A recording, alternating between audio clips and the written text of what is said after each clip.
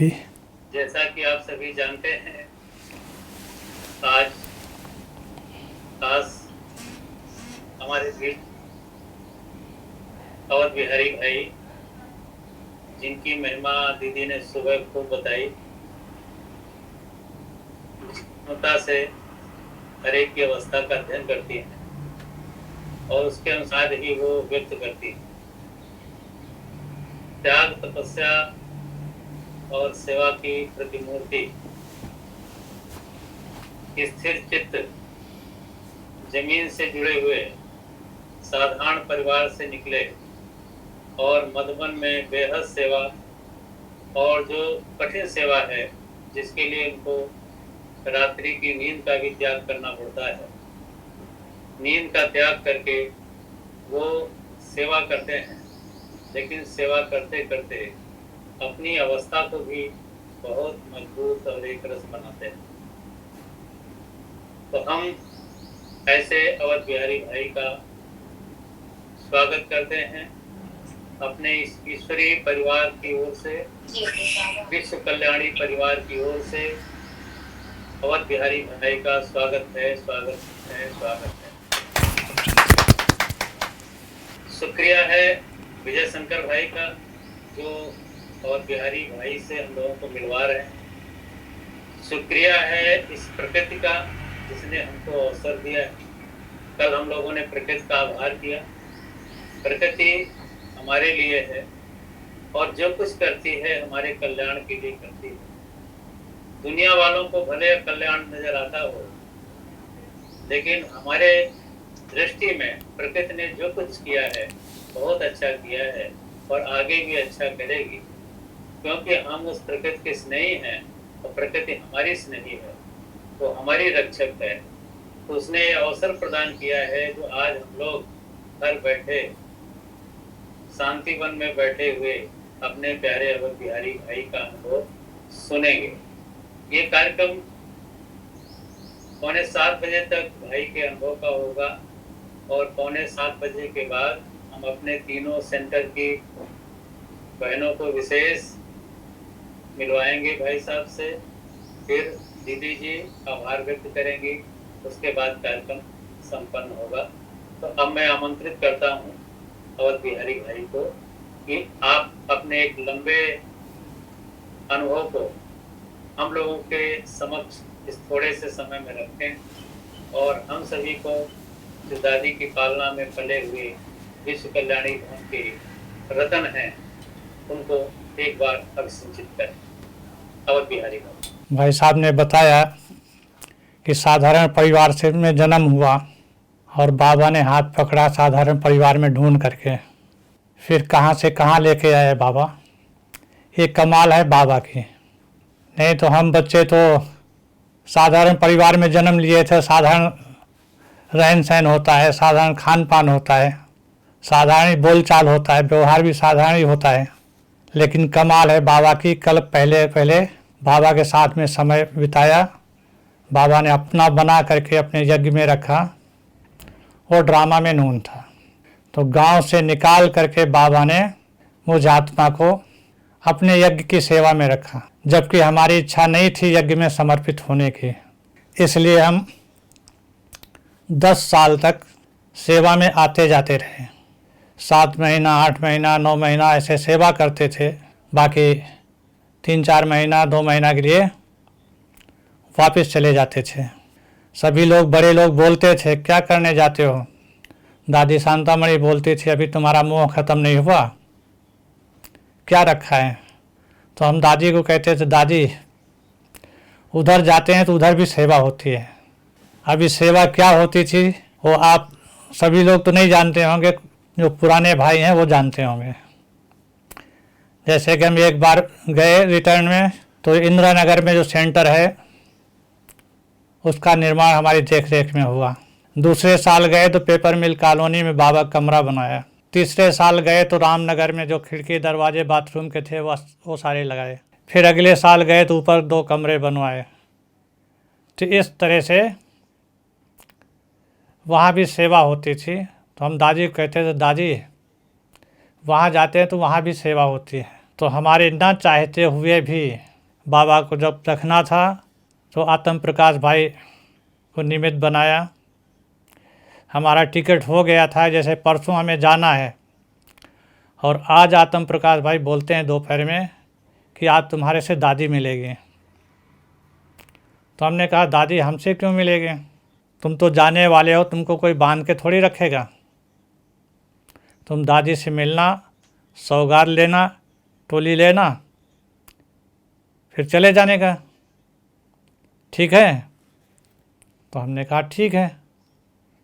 तो शाम को आत्म प्रकाश भाई हमें दादी से मिलाने लेके गए थे। वहाँ बहुत सारे भाई बैठे थे जो रुकने वाले थे। उस समय ज्ञान सरोवर में समर्पण होने वाले भाई करीब 35-40 भाई बैठे थे। तो हमको भी बिठाया। फिर आत्म प्रकाश भाई बाहर निकल के आए तो मुन्नी बहन उधर से आ रहे थे, पूछा सब आ गए? तो उन्होंने कहा हाँ आ गए हैं, कुछ अभी बाकी भी हैं। तो मुन्नी बहन खुद बोलती है वो चाय वाला आया है? तो उन्होंने कहा हाँ आया है। बोले उसको भी बिठाओ। फिर वो चले गए। इसके बाद में सब दादियाँ आकर के लाइन में बैठे। इसके बाद सबसे एक एक से दादी ने परिचय किया कि कौन परिवार में किसके चलता है, कितने दिन से ज्ञान में चलते हो, परिवार की छुट्टी है, टीचर की छुट्टी है, जोन की छुट्टी है, मतलब यज्ञ के जो भी नियम थे दादी ने एक एक से पूछा। फिर कईयों को वापस भी किया कि जाओ अपने टीचर को खुश करके आओ, या जोन से चिट्ठी लेकर के आओ, या माँ बाप को खुश करके आओ। फिर लास्ट में हमारा नंबर आया। जब सभी भाई चले गए तो हमारा नंबर लास्ट में आया, क्योंकि हम तो जाने वाले थे। तो आत्म प्रकाश भाई बोलते हैं दादी ये लखनऊ का भाई है, लेकिन ये 2-3 मास के लिए चला जाता है। तो दादी ने कहा अच्छा 2-3 मास के लिए जाते हो? तो एक दूसरा भाई बोलता है दादी इसको मैं 7-8 साल से देखता हूँ, बहुत अच्छी सेवा करता है। तो दादी ने कहा हाँ तुम चुप करके बैठ, दादी भी जानती है कैसी सेवा करता है। तो दादी कैसे जानती थी? जब दादी को रात में खांसी आती थी, नींद नहीं आती थी, तो दादी 1:30 बजे, 2 बजे, 2:30 बजे अकेले उठ करके किचन में चक्कर लगाती थी।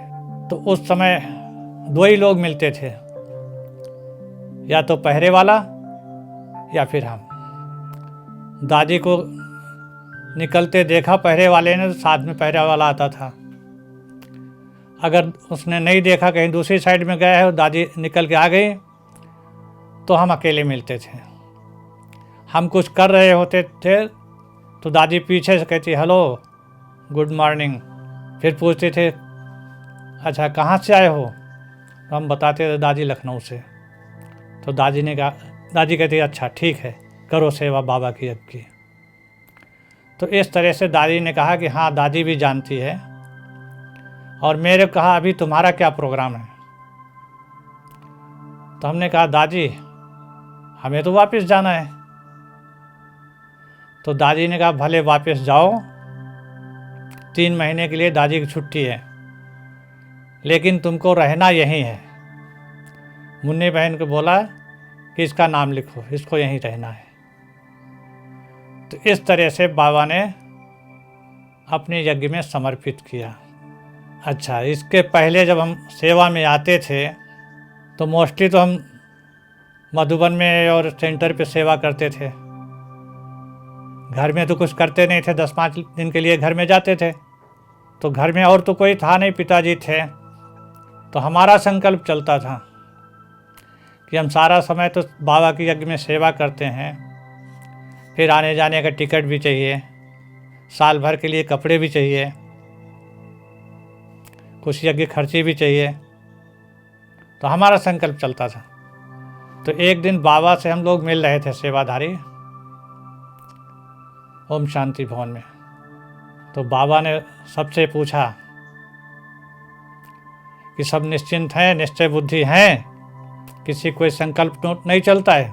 तो बाबा के सामने कौन कहेगा कि बाबा हमारा ये संकल्प चलता है? लेकिन वो तो जानी जाननहार है। बाबा ने कहा, बच्चे तुम्हारे लिए मैं सोचता हूँ, अगर तुम सोचोगे तो फिर मैं सोचना बंद कर दूंगा। वो दिन और आज तक हमने अपने बारे में कुछ भी नहीं सोचा, कैसे कपड़े बनेंगे, कैसे आने जाने किराया होगा, कैसे जगह खर्ची होगी। बाबा कैसे भी पूरा कर देता था समय पर। हम 10-15 दिन घर पे रहते थे, उसी में सब बाबा पूरा कर देता था। तब से हमारा कोई भी संकल्प ऐसा नहीं चला। दूसरा अनुभव बाबा के साथ का है कि जब हम बाबा से मिलने आते थे, सेवा में इतना बिजी होते थे, थक जाते थे। 16-17 घंटे सेवा होती थी तो हम थक जाते थे। एक दिन मिल रहे थे बाबा से, फिर बाबा ने कहा, कोई थकता तो नहीं है सेवा में? जो थकता हो वो हाथ उठाए। तो बाबा के सामने कौन हाथ उठाएगा? लेकिन वो तो जानी जाननहार है। बाबा ने कहा, बच्चे सेवा में कभी थकना नहीं, सेवा तो हुई पड़ी है। बाप सर्वशक्तिमान है, चुटकी बजाए और सेवा हो जाएगी। लेकिन तुम्हारा भाग्य नहीं बनेगा। तुम्हारा भाग्य तब बनेगा जब सेवा में हाथ लगाओगे, तो तुम्हारा भाग्य बनेगा। बाप तो सर्वशक्तिमान है, फटाफट करवा लेगा, किसी से भी करा लेगा, लेकिन भाग्य नहीं बनेगा। दूसरी बात बाबा ने बताया कि बच्चे सेवा को सेवा समझ करके नहीं करो। सेवा समझ करके करेंगे तो थक जाएंगे। सेवा को एक खेल समझ करके करो। खेल में बच्चे कभी थकते नहीं हैं। बच्चा कितना भी थका हुआ आए, अगर उसके दोस्त खेलने के लिए बुलाएंगे तो खाना भी छोड़ के चला जाएगा खेलने के लिए। तो बच्चे सेवा कभी सेवा के भाव से नहीं करो। ये समझो कि बाबा ने हमें ये खेल दिया है।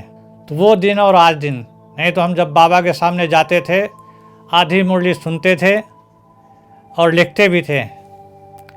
आधी के बाद हम किस लोक में चले गए, हाथ भी चलता था, लिखते भी थे, लेकिन बाद में हम खुद ही नहीं पढ़ सकते थे।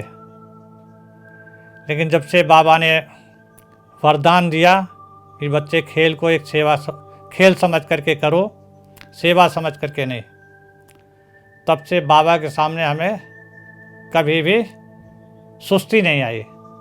ये बाबा ने हमें बहुत अच्छा वरदान दिया। फिर हम लोगों को दादियाँ भी पालना करती थी। उस समय सेवाधारी बहुत कम होते थे, 35, 40, 50 सेवाधारी, 60 सेवाधारी होते थे। और दादी शांतामणि हर सोमवार और शुक्रवार को मिलती थी, तो पूछती थी, सभी खुश मौज में हैं, सेवा ठीक कर रहे हैं? एक दिन दादी पूछने लगी, जो मुरली सुनता है रोज़ वो हाथ उठाओ। तो हम तो जाते नहीं थे क्लास में, क्योंकि हमारी सेवा उस समय जब क्लास शुरू होता था तो चाय बनाना होता है। आज भी वैसे ही है। जब उधर मुरली शुरू होती है 7 बजे तो हम चाय बनाना शुरू करते हैं। तो दादी ने पूछा, जो से मुरली क्लास में जाते हैं वो हाथ उठाएं। तो जो जाते थे भाई बहन वो हाथ उठाए। फिर पूछा, अच्छा कौन नहीं जाता है वो हाथ उठाए। तो उसमें हमने हाथ उठाया। दादी ने बुलाया अपने पास। दादी ने क्यों? तो हमने कहा, दादी समय सेवा होती है। बोले सेवा होती है? कहा हाँ दादी, जब मुरली क्लास शुरू होता है तो हम चाय बनाते हैं नाश्ते के लिए। दादी ने कहा, आप कुछ भी करो, चाहे हेडलाइन सुन करके आओ, चाहे प्रश्न उत्तर सुन करके आओ, चाहे चाय बना के लास्ट में वरदान स्लोगन सुनो, लेकिन सुनना ज़रूर है। एक लाइन भी सुनेंगे ना तो उस पर मनन चिंतन चलेगा। नहीं तो लाइब्रेरी में जाके पढ़ा करो मुरली। तो हमने कहा, दादी 2-3 बार हम गए, लेकिन वहाँ 1 ही 2 कापी होती है, पढ़ने वाले ज़्यादा होते हैं, और इतना टाइम हमारे पास नहीं होता कि वो आधा घंटा पढ़ें फिर हम बैठें फिर बाद में हम पढ़ें। तो दादी ने कहा अच्छा। रामलोचन भाई हमारे इंचार्ज थे, तो बोले उनको बोलो कि मुरली डिपार्टमेंट से मुरली ला के देवें, या वो सुनावें तुमको या तुम खुद पढ़ो, लेकिन मुरली पढ़ना ज़रूर है। तो हमने रामलोचन भाई को बोला, तो फिर उन्होंने मुरली की व्यवस्था की। जब से हम मुरली रेगुलर पढ़ने लगे, नहीं तो जब सेवा में इधर आते थे तो कभी भी मुरली हम नहीं पढ़ते थे, न सुनते थे न पढ़ते थे, क्योंकि टाइम ही नहीं था। लेकिन जब से दादी ने ये प्रेरणा दी कि नहीं ज़रूर पढ़ना है, जब से हमारी मुरली कभी भी मिस नहीं हुई। ऐसे दादी दूसरी बार पूछती है कि तुम लोग सब अमृत बेला योग करते हो? जो करता हो वो हाथ उठाए। तो जो करते थे उन्होंने हाथ उठाया। फिर पूछा कि जो नहीं करता है अमृत बेला वो हाथ उठाए। तो उसमें हमारा नंबर था। तो फिर दादी ने बुलाया, कहा क्यों? मैंने कहा दादी उस समय सेवा होती है, सेवा में बिजी होते हैं। तो दादी ने कहा कितना घंटे सेवा करते हो? तो हमने कहा दादी 15-16 घंटे तो हो जाती है। तो दादी ने कहा बस 15-16 घंटे? मैंने कहा जी दादी। तो दादी ने प्यार से कहा देखो 15-16 घंटे तुम करते हो और 15-16 घंटे तो यहाँ के लेबर भी करते हैं। तुम्हारे और उनमें फ़र्क ये है कि तुम पेमेंट नहीं लेते हो, तुम्हारी पालना यज्ञ से होती है, और वो पेमेंट देते हैं तो अपने घर में खाते पीते हैं। अगर तुम आधा घंटा भी पावरफुल योग नहीं करते हो अमृत वेले, तो तुम्हारे सेवा का कोई महत्व नहीं है, तुम वापस जा सकते हो। वो दिन और आज दिन कभी भी हमारा अमृत वेला मिस नहीं हुआ। करते क्या थे, हम 2 बजे चाय बना के रख देते, 3 बजे चाय बना के रख देते थे, फिर चाय लेके बैठ जाते थे, और कोई साथ में आ जाता था तो आधा घंटा कब निकल गया हमें पता ही नहीं लगता था, और 3:30 बजे फिर चाय बनाना होता था। तो जब से हम किसी के साथ में चाय पीना छोड़ दिया, अकेले चाय पिए 2 मिनट में और जाकर बाबा कमरे में आधा घंटा योग करते थे, फिर आके चाय बनाते थे। तो जब से हमारा कभी भी अमृत वेला मिस नहीं हुआ है। ऐसे दादियों की बहुत पालना मिली हम लोगों को। बड़ी दादी की भी बहुत पालना मिली। दादी जब कोई बीच में टाइम होता था, कहीं ना कहीं प्रोग्राम रखती थी, हाँ जाओ आज पीस पार्क घूम के आओ, वहाँ खेल पाल करके आओ, पिकनिक करके आओ। तो हम लोगों को दादियों की बहुत पालना मिली, बहुत पालना मिली। पालना तो खूब लिया, लेकिन बाबा कहते अभी पालना जो ली है उसका रिटर्न करो। पालना तो बहुत ली, लेकिन अभी उसका रिटर्न करो। तो बाबा ने प्रोग्राम दिया, मनसा सेवा करो। आप लोगों ने मुरली सुना होगा, 2010 में बाबा ने प्रोग्राम दिया था, जो अभी भी रिपीट हुई है मुरली, कि कम से कम अमृत बेले से लेकर के 24 घंटे में 12 बार आत्मिक स्वरूप का अनुभव करो, और 12 बार फरिश्ता स्वरूप का अनुभव करो। तो 24 घंटे में 24 बार ये अभ्यास करो। तो जब से बाबा ने प्रोग्राम दिया है, उस दिन से और आज दिन तक हमने कभी मिस नहीं किया है। 24 से 25 बार भले हो जाए, लेकिन 24 बार से कम नहीं होता है। तो करते कैसे हैं? जैसे एक अमृत बेले हम कमरे से निकले, किचन में आए, तो एक बार हमने वो अभ्यास कर लिया, फिर चाय बना के रखा, बाबा कमरे गए तो 2 बार हमारा हो गया। फिर रिटर्न आए बाबा कमरे से डिपार्टमेंट, 3 बार हो गया। फिर कमरे गए फ्रेश होने के लिए, 4 बार हो गया। तो इस तरह से हमने टाइम टेबल सेट किया कि बैठ के नहीं कर सकते हैं, लेकिन जो बाबा कहता है ना, चलते फिरते उठते बैठते खाते पीते निरंतर अभ्यास में रहो। तो ऐसे हम अभ्यास करते हैं। एक प्रोग्राम बाबा ने दिया था उससे पहले साल कि अपने 5 स्वरूपों का अभ्यास करो 8 बार, 5-5 मिनट 8 बार अभ्यास करो। मैं ज्योति बिंदु आत्मा हूँ, फिर देव आत्मा हूँ, पूज्य आत्मा हूँ, ब्राह्मण आत्मा हूँ और फरिश्ता आत्मा हूँ। ये 5 स्वरूपों का बाबा ने अभ्यास करने के लिए दिया था। बाबा ने कहा था अगर दिन में नहीं पूरा कर सकते हो तो रात में सोने से पहले 8 बार पूरा करके इसके बाद ही सोना है। तो ये दोनों अभ्यास हम आज तक भी कर रहे हैं। चलते फिरते 5 स्वरूपों का अभ्यास करते हैं और फरिश्ता स्वरूप और ज्योति बिंदु का भी अभ्यास करते हैं। तो ऐसे हमारी दिनचर्या चलती है। फिर बाबा ने कहा कि अभी समय ऐसा आ गया है कि कोई किसी को बैठ करके पुरुषार्थ कराने का समय नहीं है। अब बड़े भी तो सब बड़े हो गए, वो आपको बैठ करके पुरुषार्थ कराएं, संभव नहीं है। इसलिए अपनी दिनचर्या अपनी डायरी में नोट करो। जो बड़े आदमी होते हैं उनकी दिनचर्या फिक्स होती है। तो बाबा ने कहा तुम तो बहुत उन बड़ों से भी बड़े हो, तो तुम्हारा तो टाइम मिनट मिनट का फिक्स होना चाहिए। तो उसके लिए हमने अपनी दिनचर्या फिक्स किया। जैसे कि हम अमृत वेले 1:30 बजे उठते हैं,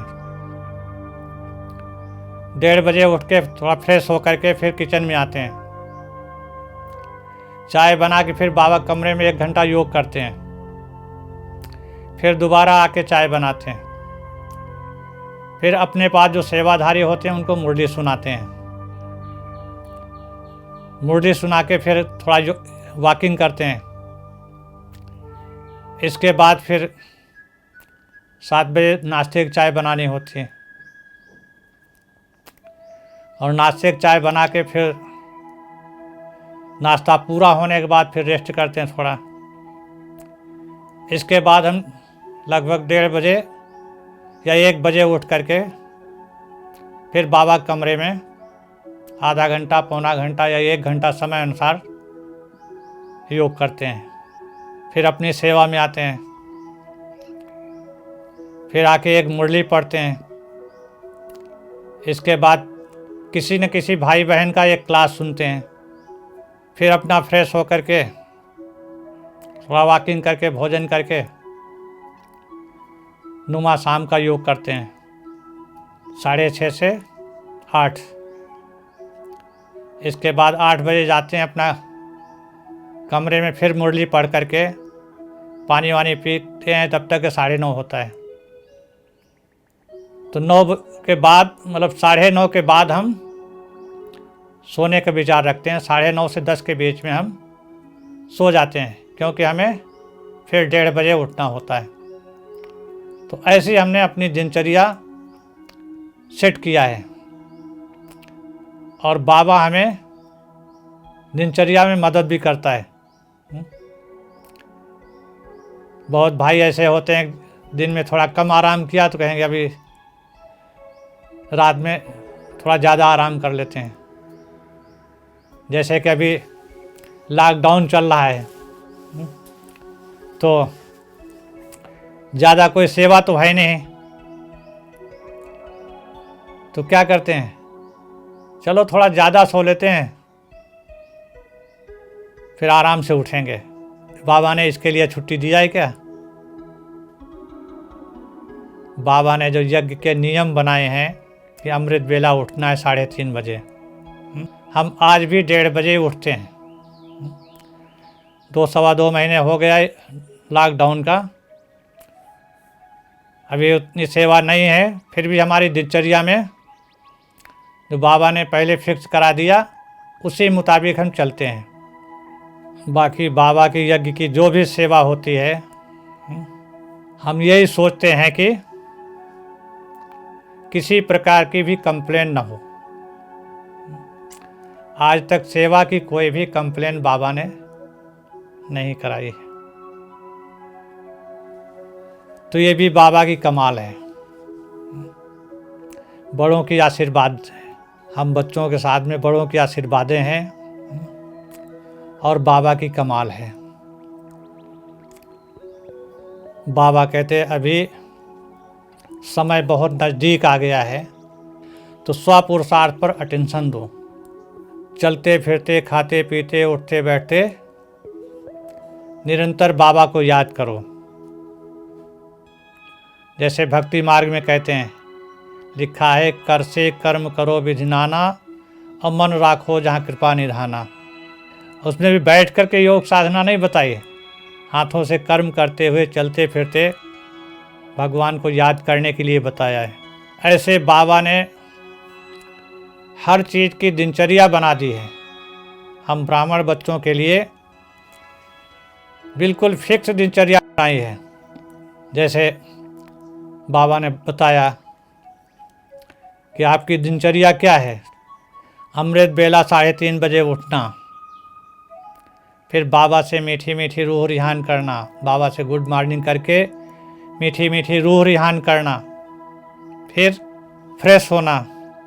तो फ्रेश होने के लिए क्या स्मृति रहे हमें, ये बाबा का बाप दादा का चैतन्य मंदिर है। इसमें बाप दादा की प्रिय मूर्ति विराजमान है, जिसको बाप दादा रोज अमृत बेले मीठे बच्चे प्यारे बच्चे कह करके माला फेरते हैं। वो मूर्ति बाप दादा की इस मंदिर में विराजमान है। तो हम इसको शुद्ध कर रहे हैं, स्वच्छ बना रहे हैं।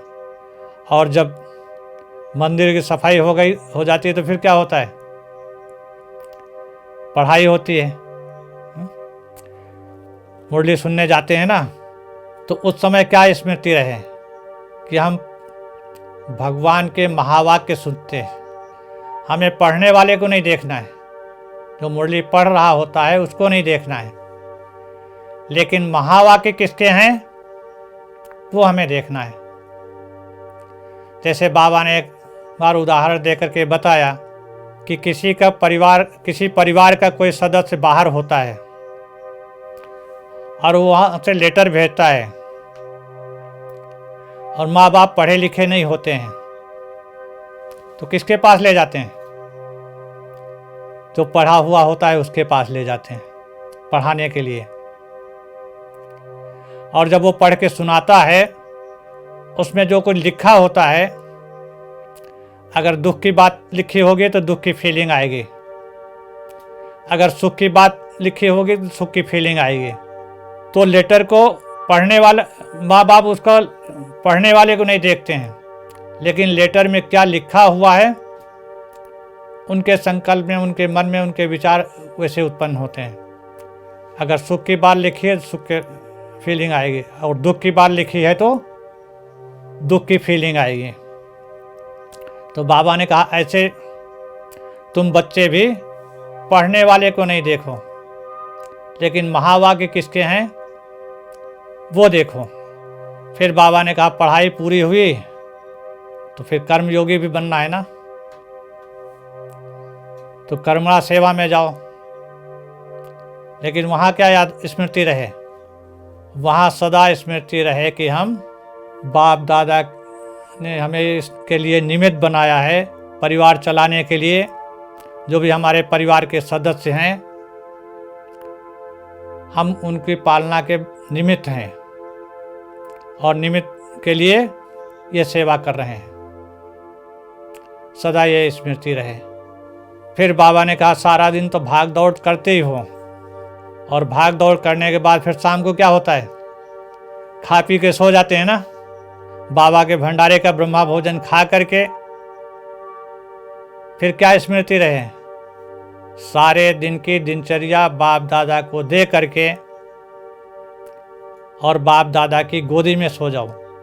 जब गोदी में सो जाएंगे तो क्या अनुभव होगा। बाबा ने कहा जो गंदे सपन आते हैं ना वो नहीं आएंगे,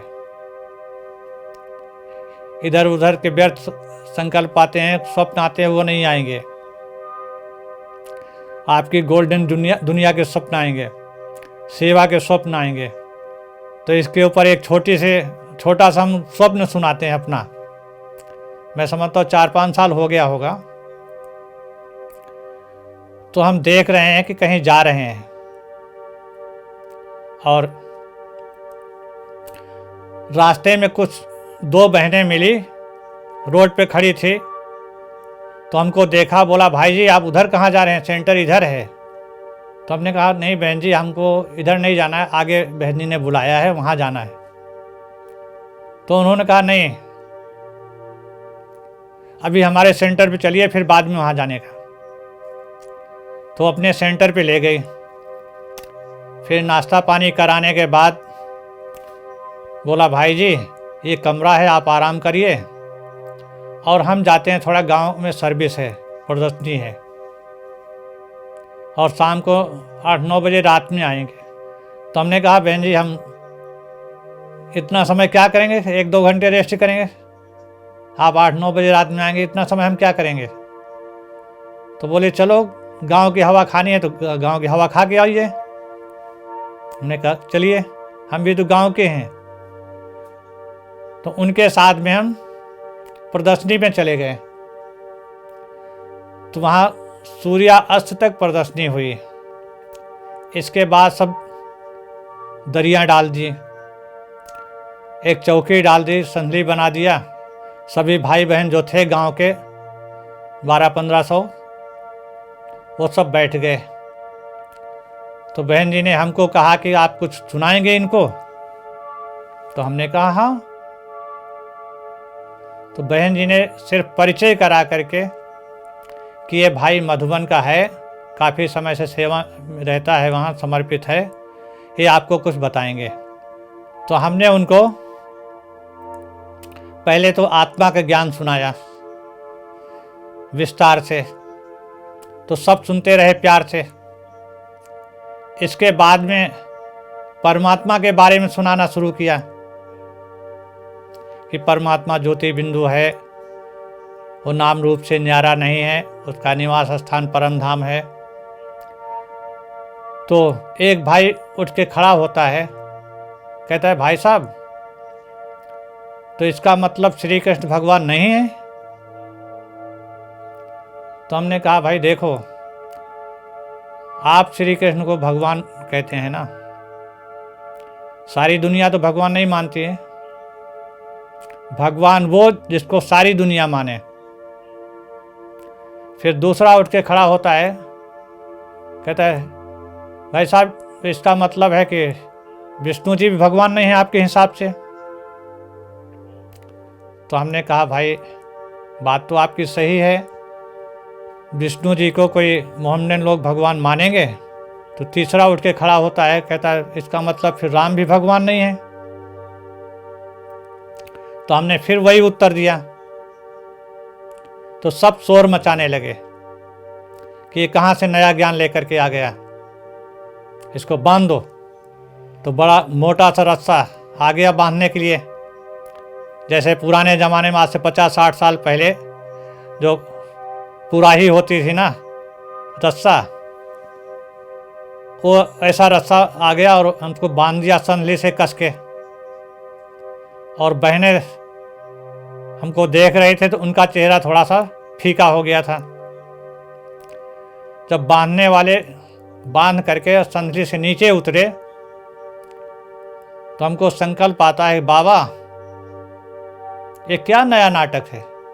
ऐसा संकल्प आते ही रस्सा तो जैसे रुई के समान उड़ गया टूट टूट करके, जैसे रुई उड़ जाती है ना हवा चलती, इस तरह से रस्सा उड़ गया। तो उसमें से कुछ लोग फिर शोर मचाने लगे कि अरे जो भगवान को नहीं मानता है, विष्णु को भगवान नहीं मानता, कृष्ण को भगवान नहीं मानता, ये कोई साधारण आदमी नहीं है, ये रस्सा क्या बिगाड़ेगा, इसको साधारण तुम लोग समझते हो, इसको हम दिव्य मंत्रों से बांधेंगे। तो ये लोग मंत्र पढ़ना शुरू कर दिए और 2-3 लोग हमारे सामने संधरी से रास्ता बनाना शुरू कर दिए कि हटो हटो, रास्ता दो रास्ता दो। और हम जब सामने देखते हैं तो हनुमान जी आ रहे हैं, एक हाथ में गदा है, एक हाथ में रस्सी है। और जब सभा से पहले उतरे नीचे जमीन पर और हमारी तरफ देखा तो गदा उधर फेंका और रस्सी उधर फेंकी, एक तरफ रस्सी फेंकी, एक तरफ गदा फेंका। और वो क्या कह रहे हैं, हे राम, हे प्रभु, हे मालिक, हे मेरे स्वामी, ऐसे कहते कहते आकर के हमारे पैरों पर गिर पड़े। और वो यही कह रहे हैं, मेरे स्वामी, मेरे राम, मेरे मालिक, मेरे प्रभु। तो हम कहने लगे कि भाई देखा आपने तो नहीं पहचाना, लेकिन जो आपके इष्ट देव हैं ना, जिनको बुलाया है बांधने के लिए, वह भूल नहीं किया है, वह पहचान लिया है। आप लोगों को पता है, बहन जी ने पहले ही परिचय कराया था कि भाई का नाम अवध बिहारी है, मधुबन में सेवा करता है। और अवध बिहारी का अयोध्या में बहुत बड़ा मंदिर है, कनक भवन। आप लोगों ने देखा है? नहीं देखा हो तो जाके देख के आओ।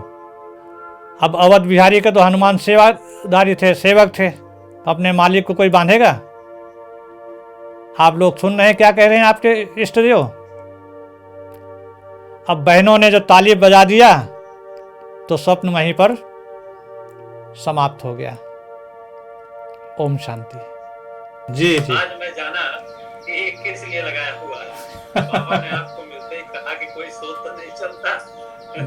जी जी। थकता तो नहीं है जी। सेवा करके थकता तो नहीं है, खेल है। जी। एक बार दादी जी ने कहा कि मुरली कभी मिस नहीं होना है, एक बार दादी जी ने कहा अमृत वेला कभी मिस नहीं होना है, दोबारा कहने की जरूरत नहीं पड़ी। कमाल है, बहुत ही अच्छा पुरुषार्थ आपका है। और मैं समझता हूँ कि हमारे परिवार के जितने भी भाई बहने हैं उन्होंने सुना होगा और ऐसा ही जीवन बनाने की कोशिश करेंगे, ऐसा ही संकल्प दृढ़ रखेंगे कि एक बार के बाद दोबारा दीदी दादी को कहने का अवसर न मिले। अब मैं अनुरोध करूंगा अपनी रेवसा केंद्र की उपासना से तो आए और भाई साहब से मिलें और अपना परिचय दें, कैसे गांव में सेवा कर रहे हैं। भाई साहब भी गांव के हैं और एक ग्रामीण क्षेत्र है रेवसा सीतापुर। बोलिए। के उपासना है, 2008 से समर्पित दीदी जी के साथ रहते हैं। से रेवसा सीतापुर पे सेंटर खुला है, इसके निमित्त दीदी बाबा दादी ने बनाया है, वहाँ पे सेवा कर रहे हैं। कल इसको भी 4 साल पूरे हो गए हैं। तो दीदी दादी और बाबा की दुआओं से आगे बढ़ रहे हैं। बस यही एक दुआ है आप सबकी बड़ों की कि आशीर्वाद सदा रहे, दुआओं का हाथ रहे। अब मैं चिन्हट सेवा केंद्र की उनका उपमा नाम है, लेकिन जैसे दादियों का 2 नाम हुआ करता था, वैसे हमारी बहन जी का भी 2 नाम है। तो मैं अनुरोध करूंगा कि वो आए और अपना परिचय दें, भाई साहब से मिलें। और अगर कोई सवाल है उनके साथ में जो बहने हैं या उनका। ओम शांति। ओम शांति। ओम हम चिन्हट सेवा केंद्र में जी जी 2005 से सेवाएं दे रहे हैं। दादी जी निमित्त बने सेवा केंद्र को खोलने का। हाँ जी। और वर्तमान समय अपने बड़े दीदी और भाई साहब के हुए अभी ये जो आप आजकल वीडियो कॉन्फ्रेंसिंग हो रही है जी जी, इसके द्वारा सभी भाई बहनों को क्लास कराते हैं। दीदी का सुनते हैं सुबह सुबह और शाम को सभी के भाई बहने उनका हो रहा है। अच्छा अच्छा। तो बहुत ही जो समय चल रहा है वो अच्छा लग रहा है। और आज आपको सन्मुख देख करके बहुत ही खुशी हुई। इस बार हम लोग का मधुबन के बहुत सारे प्रोग्राम कैंसिल हुए, लेकिन आज आपका अनुभव सुन मिली कि अमृत बेला और मुरली क्लास हम ब्राह्मणों का ये दान है। इसको किसी भी कीमत में या किसी भी बहाने से मिस नहीं करना है जी। तो आपका ये अनुभव हम सबको बहुत प्रेरणा मिली इससे। और हम चाहेंगे कि अमृत बेला पावरफुल हो। जी वैसे उठने में सुस्ती नहीं पड़ती है जी लेकिन अमृत बेले पावरफुल स्थिति हो जी। कभी कभी या कभी व्यर्थ संकल्प आते तो वो ना हो, उसकी विधि क्या हो? उसकी विधि है दिन की दिनचर्या। शाम को किस स्मृति में आप सोए हैं?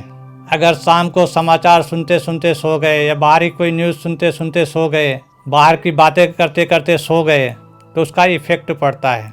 इसलिए बाबा हमेशा कहता है कि अपने सारे दिन की दिनचर्या दे करके बाबा को सब कुछ दे दो, चाहे अच्छा हो या खराब हो, बाबा के हवाले करके फिर बाबा की गोदी में सो जाओ, तो सवेरे उठ करके कोई भी व्यर्थ संकल्प नहीं आएंगे। समझे? आपकी जो भी दिनचर्या है अमृत बेले से लेकर के शाम तक के पूरे दिन की दिनचर्या को बाबा के समर्पित कर दो। सोने से पहले सच्चे दिल से बाबा को सुना करके, चाहे लिख के देवें चाहे सुना के बाबा को दे करके, इसके बाद फिर कोई भी न समाचार सुनना है न कोई और बातें करना है, फिर बाबा की गोदी में सो जाना है, तो फिर ये व्यर्थ संकल्प नहीं आएंगे। ठीक है? ओम शांति जी। ओम शांति। हमारा नाम बीके कुसुम है जी। बीके कुसुम। हाँ जी। हमको सेंटर रहते भी साल भर होने वाले हैं। जी। सितंबर में साल भर हो जाएंगे। जी भाई साहब, हमने आपकी क्लास से हमको बहुत अच्छा लगा। जैसे आपने बताया कि निराकारी और साकारी अभ्यास करना है। और भाई साहब, हम चाहेंगे कि आप लास्ट में एक बार एक ड्रिल करा दीजिएगा कि निराकारी और साकारी का अभ्यास का। ओम शांति। ओम शांति। भाई साहब, हम बीके पूजा है। अभी हम घर में रहते हैं। अभी यहाँ लॉकडाउन के समय बाबा के घर में रहे हुए हैं। हाँ जी। ये भी आपका बड़ा भाग्य है। ओम शांति भाई साहब। ओम शांति। अब हमारी दीदी जी आएंगी, हाँ जी। इंदिरा दीदी के, और वहाँ की त्रिपाठी नगर जो हमारा मुख्य सेवा केंद्र है, जी जी। जिसे विश्व कल्याणी भवन के नाम से भवन को जाना जाता है, तो उसकी दीदी, बड़ी दीदी इंदिरा दीदी जी को हम। ओम शांति भाई साहब। ओम शांति। ओम शांति। शरीर का नाम कमला बहन है और हम 2005 से बाबा के घर में रहते हैं और रहने का सौभाग्य मिला है और सेवा करने का सौभाग्य मिला है। और आज आपके क्लास से अनुभव से बहुत प्रेरणा मिली है, क्योंकि हम भी सेवा में बहुत ज्यादा बिजी रहते हैं तो कभी कभी हमारा क्लास भी छूट जाता है। लेकिन इस टाइम में साइंस के साधन जो भी हैं वो भी बाबा कहते तुम्हारे लिए है, तो हमें मोबाइल से और यूट्यूब से हमें क्लास मिल जाती है, वो हम चला लेते हैं। मतलब मुरली हमें जरूर सुननी है उस टाइम पे और कैसे अपनी अवस्था को सेवा करते हुए बनाना है। और वो भी हमने आज आपसे सीखा, बहुत सारी प्रेरणा हमें मिली। तो जो हमारे थोड़े बहुत संकल्प थोड़े बहुत चलते थे वो आज समाप्त हो गए, खत्म हो गए कि हम क्लास नहीं कर पाते हैं, छूट जाती है, योग नहीं हो पाता है, कभी कभी मिस हो जाता है। हम अपनी उन्नति को कैसे पाए, हम सोचने साथ हमारा पुरुषार्थ तीव्र हो जाएगा। तो आपका बहुत बहुत हम दिल से धन्यवाद करते हैं। बाबा का धन्यवाद। ओम शांति। ओम बाबा शांति। के घर में 2000 सेवाएं दे रहे हैं समर्पित रूप से। बाबा के घर में 2013 से सेवाएं दे रहे हैं दीदी के सानिध्य में। अभी हम यहाँ ही रह रहे हैं सेंटर पे। हाँ जी। और आपकी क्लास से प्रेरणा मिली जो आपने बताया कि हम कर्म करते भी, क्योंकि बैठकर तो इतना देर टाइम नहीं मिलता, अमृत वेला भी करते हैं हम लोग नियम से। लेकिन जो बीच बीच में आपने बताया कि हम यहाँ से बाबा के कमरे में जाते हैं तो ये पुरुषार्थ करते हैं कि अपने आत्मिक स्वरूप में, फरिश्ता स्वरूप में मुझे प्रेरणा मिली कि जो भी हमें एक्स्ट्रा टाइम नहीं मिल पाता है याद में बैठने का, तो हम कर्म करते कैसे बाबा की याद करें। तो ये बहुत ही अच्छा अभ्यास आपने हमें बताया जो हम अपने के पुरुषार्थ में लाएंगे और बहुत ही अच्छा लगा। ओम शांति। ओम शांति। भाई साहब, आपका अनुभव तो दिल में उतर गया है, बहुत ही दिल को छू लेने वाला है। जैसे लग रहा है आज मधुबन में आपसे मिल रहे हैं, जब आपके पास आते हैं तो आप बहुत प्यार से हम सबको खिलाते पिलाते हैं, बैठाते हैं और हालचाल भी पूछते हैं। आज ऐसे ही लग रहा है कि आप ठीक बैठे हैं। और जो आपने कहा है कि जब आप अपने बारे में सोचना बंद कर देंगे तो बाबा आपके लिए सोचेगा, ये बात बहुत ही जो है महत्वपूर्ण है। और आपकी स्थिति को देखकर जब भी हम मधुबन आते हैं, आप हमें लगता है ये एक रस स्थिति बनाने में बहुत काल का अभ्यास, ये बहुत जल्दी एक रस स्थिति समय, अगर आप अभ्यास नहीं करेंगे तो ये एक रस स्थिति नहीं बनती। वो हम आपको चलते फिरते मधुबन में देखते हैं, नोट करते हैं कि कैसे ये चलते फिरते भी एक रस स्थिति में कैसे हो, ये बहुत काल का अभ्यास चाहिए। आज आप सब ने हम पूरे ब्राह्मण परिवार को इन साइंस के साधनों से इतना सुंदर अनुभव सुनाया। हम समझते हैं जितने भी भाई बहन सुन रहे हैं वो दिल में अपने लिए जरूर से प्रेरणा ले रहे हैं कि आगे बढ़ने का साधन है पावरफुल अमृत वेला और मुरली से प्यार।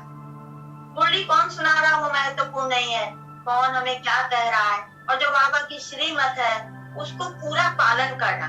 जैसे आपने अपना अनुभव सुनाया 24 बार का और 8 बार का, ये बाबा की तो श्रीमत है, सबने सुना ये श्रीमत। लेकिन आपने उस दिन से अपना अनुभव सुनाया कि उस दिन से लेकर हमारा कभी मिस नहीं हुआ। ये है सच्चा पुरुषार्थ। तो हम सबको भी इससे प्रेरणा मिलती है जी। करते हैं, सभी भाई बहन करते हैं, फिर उसके बाद ढीले होते। लेकिन किसने कहा ये बार बार याद आए, किसके महावाक्य, और उससे हमारी कितनी उन्नति है।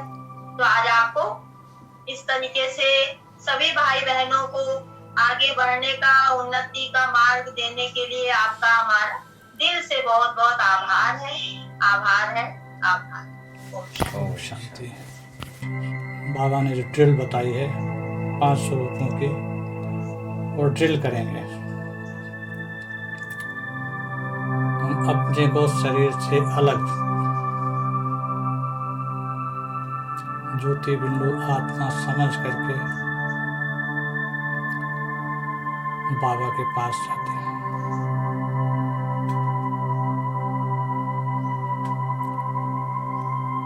बाबा से परम धाम में अनुभव करें कि बाबा के कितने समीप हैं।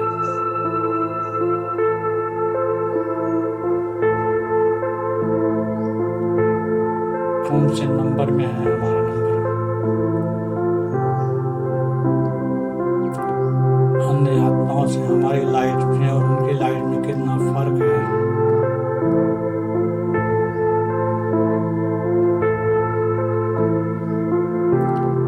कितना प्यार करता है बाबा मेरे को।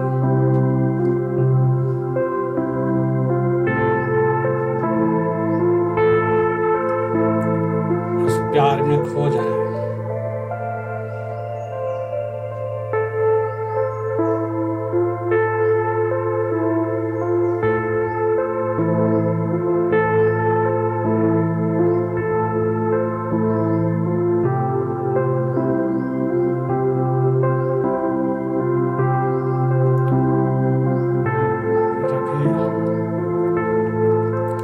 आदि स्वरूप में आ जाए।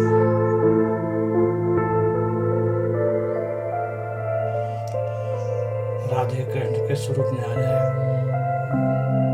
कितना सुंदर राधे कृष्ण का शरीर है। अपने स्वर्ग को स्मृति में लाए।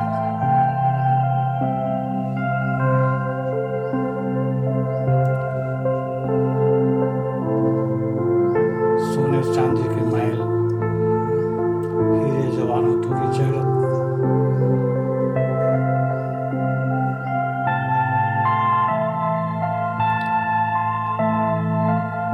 देखें जो बाबा ने वर्णन किया है वहां पर प्लेन होंगे तो पर्सनल भी प्लेन होंगे।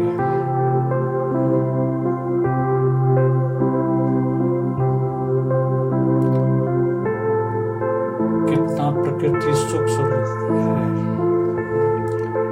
आज्ञाकारी है।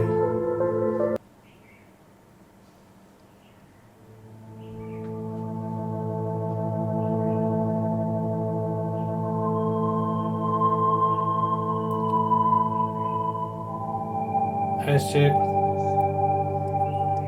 किसी भी युग में नहीं होता है जहाँ पर प्रकृति सतो प्रधान हो, विकारों का नाम निशान न हो।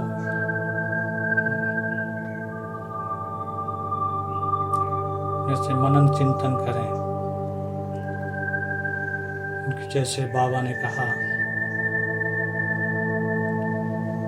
ये 5 तत्व जो है ना तुम्हारे आज्ञाकारी सेवाधारी होंगे।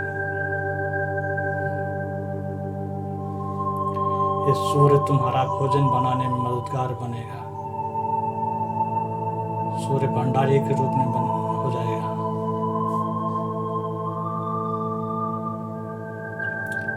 आकाश मार्ग तुम्हारे राजपथ बन जाएगा।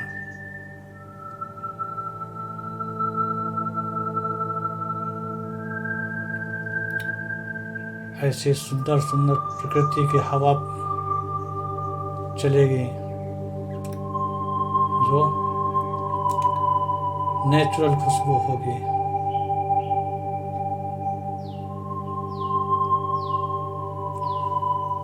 नदी सरोवर ऐसे सुगंधित होंगे जिसमें हम बच्चे स्नान कर देंगे। उसमें और कुछ इत्र पुलेर डालने की जरूरत नहीं है। ये सब सेवाधारी हमारी सेवा में हाजिर होते हैं।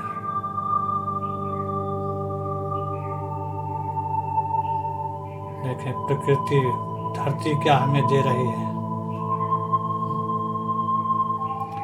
बढ़िया बढ़िया सब्जियां दे रही, फल दे रहे हैं।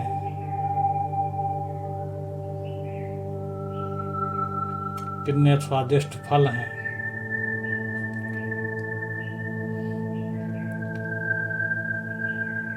इस दुनिया से और उस दुनिया के फलों में, अनाज में तुलना करें कितना फर्क है।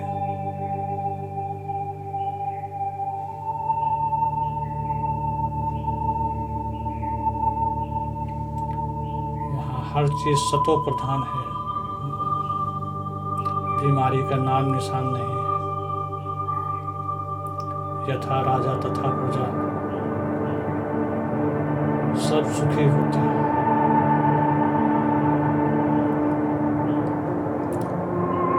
फिर आ जाइए अपने पूज्य स्वरूप में।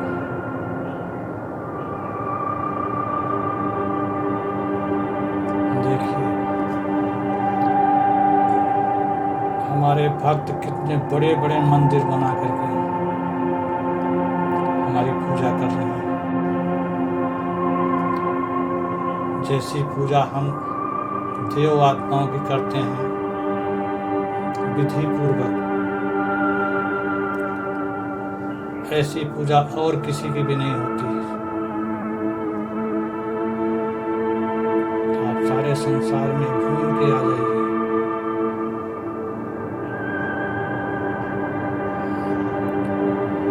नेता हो, अभिनेता हो, राजनेता हो, धर्म गुरु हो, धर्म स्थापक हो, लेकिन जैसे हम लक्ष्मी नारायण के स्वरूप की पूजा होती है, राम सीता की पूजा होती है, राधे कृष्ण की पूजा होती है, नियम प्रमाण,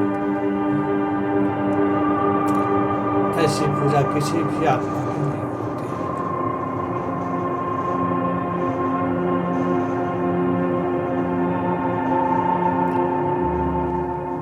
फिर आ जाइए अपने ब्राह्मण स्वरूप में।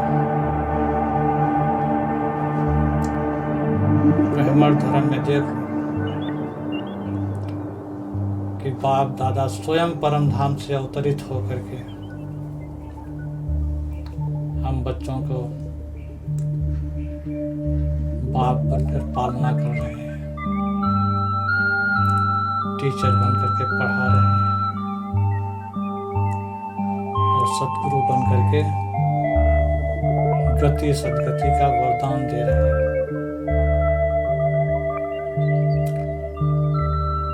ये पालना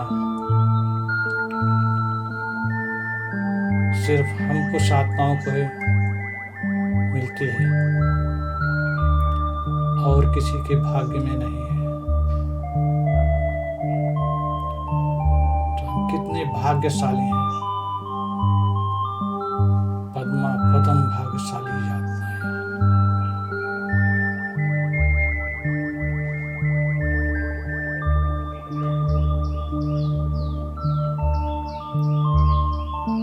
जिसके सर पर भगवान का हाथ हो, परम पिता परमात्मा का हाथ हो, कितना भाग्यशाली होगा। भक्त आत्माएं तो एक क्षण के लिए दर्शन के लिए कितना भक्ति करते हैं, कितना कष्ट सहन करते हैं। वही परमात्मा हमें साकार में आकर के पालना कर रहा है।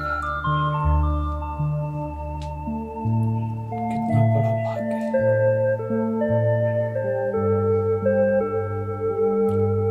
फिर अपने फरिश्ते स्वरूप में आ जाइए। नष्ट मोह स्मृति लब्धापन, अपना फरिश्ता स्वरूप धारण करके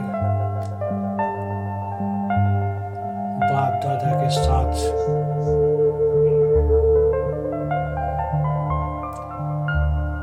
परम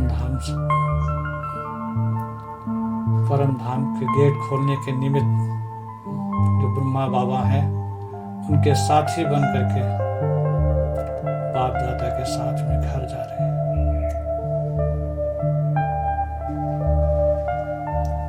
और घर जाने के समय गेट खुलता है परम धाम का, तो कस्टम पुर्जी आती है ना धर्मराज की, तो धर्मराज भी हमें सलूट कर रहा है। कितनी भाग्यवान आत्माएं हैं।